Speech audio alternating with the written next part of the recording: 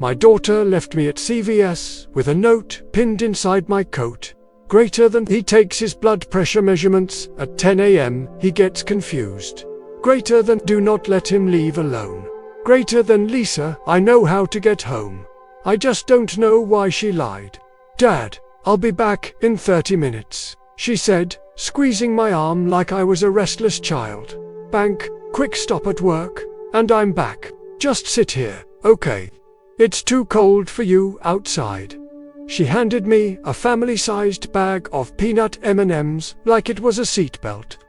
The bell above the pharmacy door dinged as she left. I watched her cross the parking lot, blonde ponytail swinging, shoulders tight. She never looked back. I sat in the metal chair by the blood pressure machine. Cold seeped through my coat and into my bones. CVS sounds blurred around me. Scanners beeping, kids whining for candy, the pharmacy printer spitting out warnings on one reads. At 9:50, the tech brought me my pills and a paper cup of water. At 10:30, the heater in my chest, the one hope that she'd come rushing back, apologetic, started to flicker. At 11 o'clock, the security guard came over.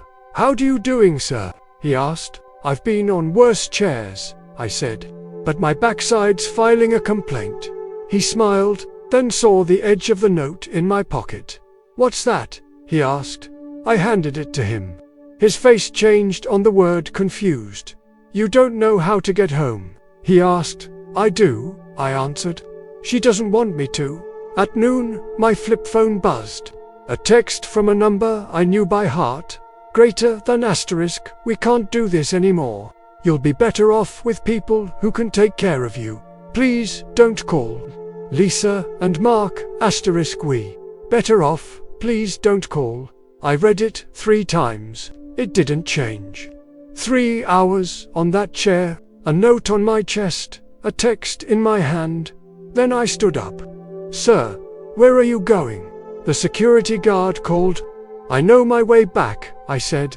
"I just don't know why she changed hers." I gripped my cane and walked out into the Georgia winter.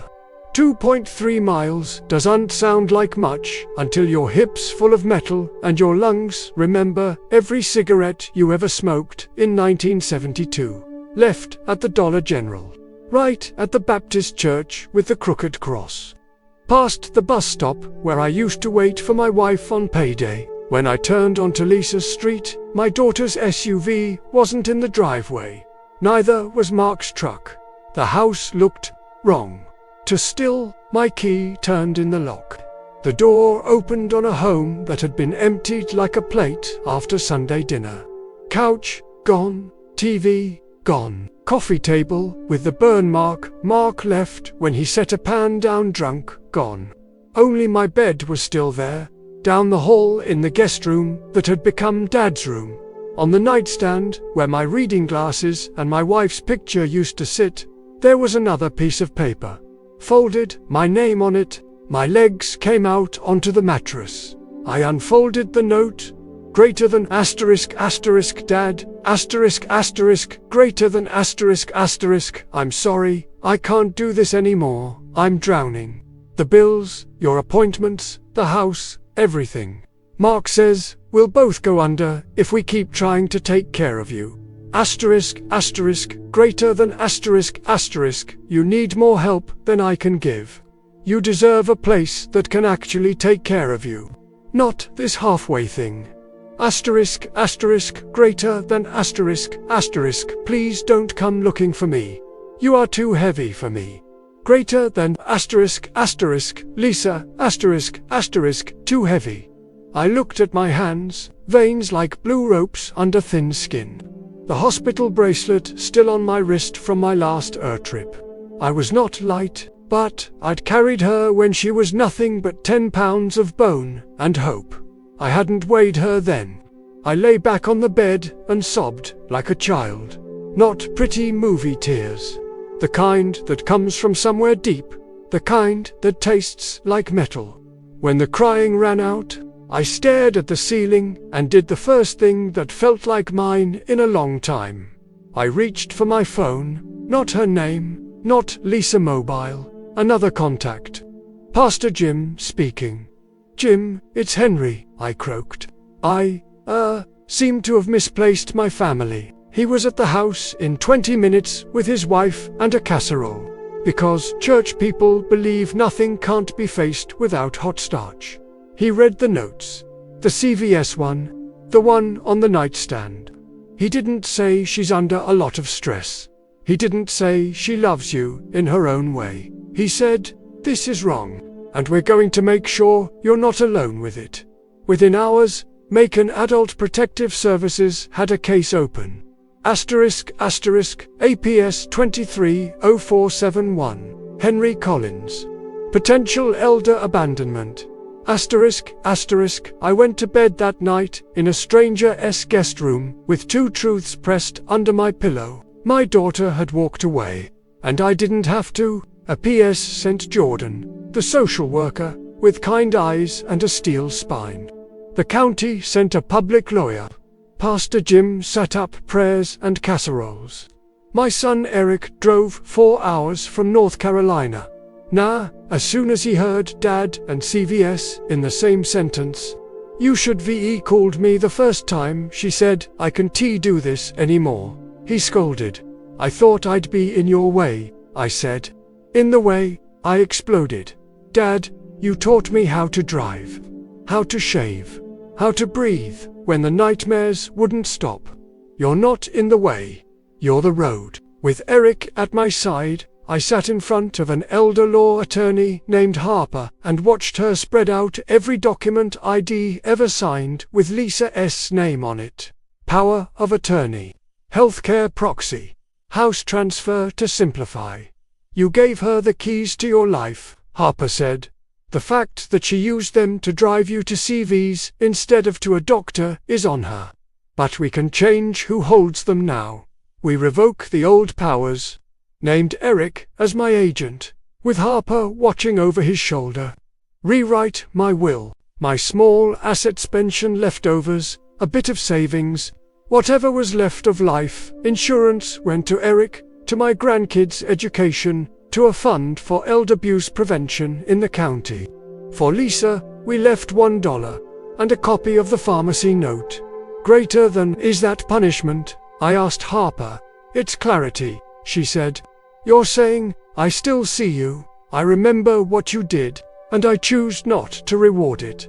Meanwhile, the local TV station ran a story. The pharmacy note, elderly man left at CVS, with instruction sheet from daughter. They blurred my face, used my first name only, showed the metal chair, the folded note, the security guard's interview. A young reporter asked me on camera, what do you want people to know? I looked straight into the lens. That we don't become trash the day we need help, I said. We don't stop being your mother or father because we move slower.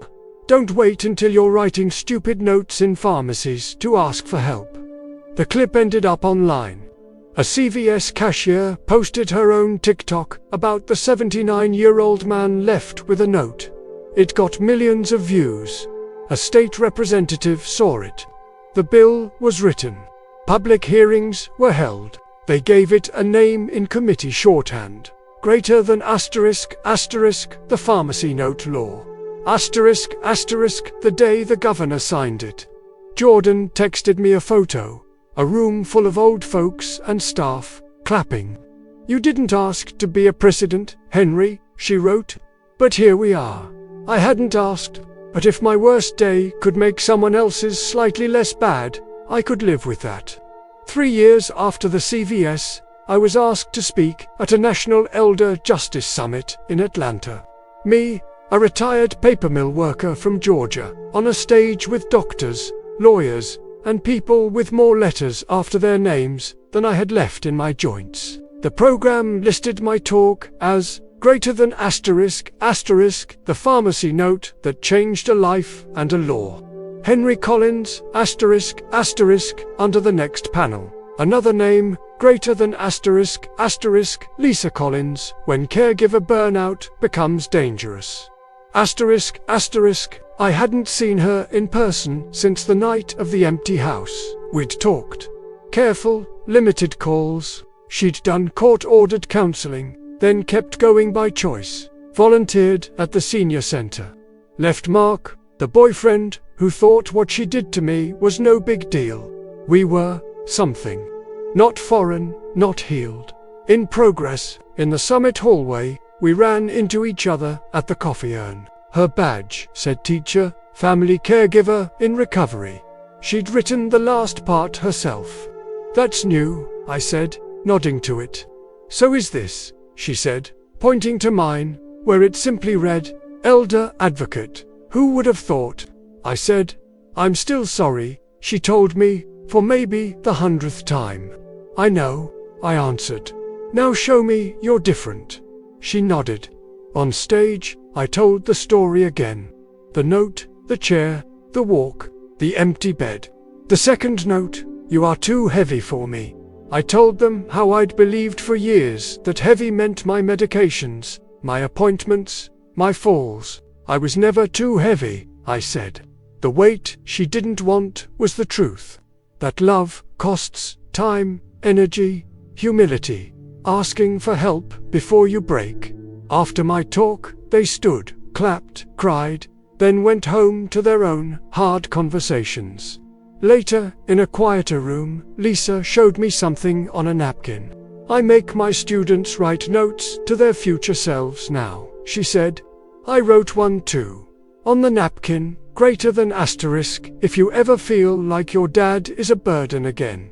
Remember the metal chair at CVS. Greater than remember who you want your students to be.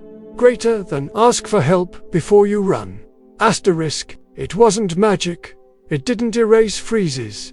Didn't give me my old house back. Didn't give her back the version of herself from before the note. But it was a different kind of note. One that looked forward, not just back. Months later, passing through Macon, I walked into that same CVS. The chair was still there.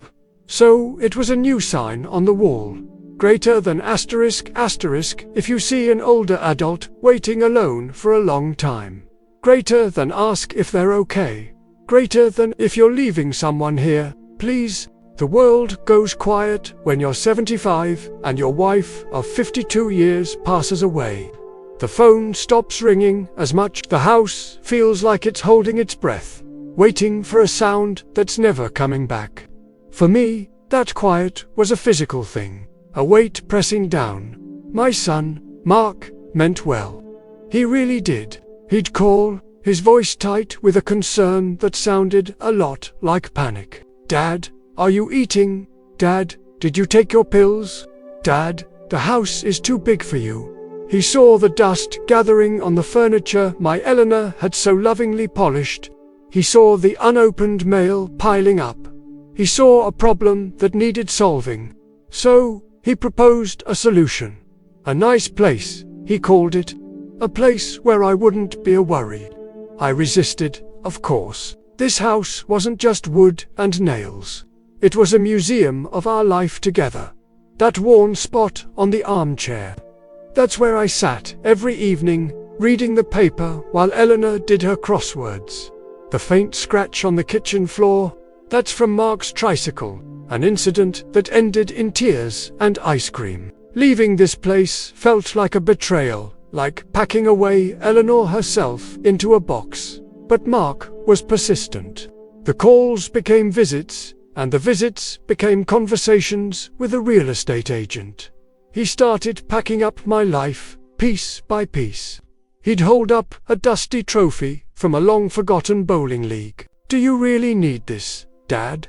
Each question felt like a small erasure, a chipping away at who I was.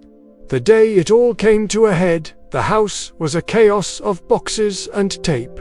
I was sitting in my armchair, the last bastion of my old life, watching my son and a moving guy struggle with the antique grandfather clock Eleanor had inherited from her mother. It was a beautiful, cantankerous thing, always a few minutes slow, but it was ours. The mover grunted. This thing weighs a ton. Are you sure you can't just leave it? Mark, flustered and sweating, shot back. We have to take it. It's important. The mover just shrugged. All right, but we're going to need another guy for this. That's when I overheard it. Mark, on the phone, his voice low and strained. He was talking to the moving company manager. Listen, I know what I was quoted, but things have changed. It's more complicated. There's more stuff. And my father, he's not making it easy. He's just heavy right now. Heavy, the word hung in the air, heavier than the grandfather clock. He wasn't talking about the furniture. He was talking about me. I was the more stuff. I was the complication. I was the weight he was trying to shift from his life to a nice place. In that moment, sitting in that chair, I felt smaller than I ever had in my life. Invisible. I wasn't Dad anymore. I was a piece of difficult cargo. I stood up, my old knees protesting, and walked over to them. I looked at my son, whose face was a mask of stress and guilt, and I said, "Put it down. Put everything down." The mover looked confused, but Mark understood. The color drained from his face. "Dad," he started. "Just stop," I said, my voice steadier than I felt. "Everyone, just get out. I'll call you to come back for your things later." That night, for the first time in months, the quiet in the house wasn't empty. It was mine. It was a space I had reclaimed. I walked through the rooms, touching the things Mark had tried to pack away. I ran my hand over the grandfather clock. I sat in Eleanor's reading chair. I wasn't a burden. I was a man. A man who had built a life, who had loved a woman, who had raised a son. I had stories etched into every line on my face, stories that couldn't be packed into a cardboard box. The next morning, I called Mark. "I'm not moving," I said, simply. There was a long pause. "But Dad, what will you do?" he asked, the panic creeping back into his voice. "I'm going to live," I told him. "Right here." It wasn't easy at first. I had to relearn the rhythms of my own life. I learned how to cook for one, not well, but I learned. I started taking walks, saying hello to neighbors I'd only ever waved to from the car. I joined a senior center, not for the bingo, but for the conversation. I found people my age who were just as vibrant, just as full of stories, as I was. We were librarians, mechanics, teachers, soldiers. We weren't just old people. We were a living library, and each of us was a fascinating book. Mark and I had some difficult conversations. I had to make him understand that his well-intentioned concern had felt like a dismissal. He had to learn to see me, not as a responsibility, but as his father, a man still capable of making his own decisions. It was a process, but we got there. He helps me with the yard now, not because I'm incapable, but because it's something we do together. I started writing things down. Memories of Eleanor, stories from my childhood, thoughts about the world today. I started a little blog, thinking maybe my grandkids would read it someday. To my surprise, other people started reading it. People from all over the world. They would leave comments, sharing their own stories of aging, of caring for parents, of feeling invisible. I realized I had stumbled upon a universal truth. No one wants to be a package. No one wants to be labeled fragile or handled with care and shipped off to be someone else's problem. We all want to be the author of our own final chapters. We've earned that right. My grandson helped me set up this channel. He said my stories were content, which is a funny word for a life. But if this content, these stories, can reach someone out there who feels like a burden, who feels like they are just heavy, then it's worth it. If it can help a son or a daughter see their parent as a person, not a problem, then it's more than worth it. Because we are not burdens. We are not packages. We are living, breathing history.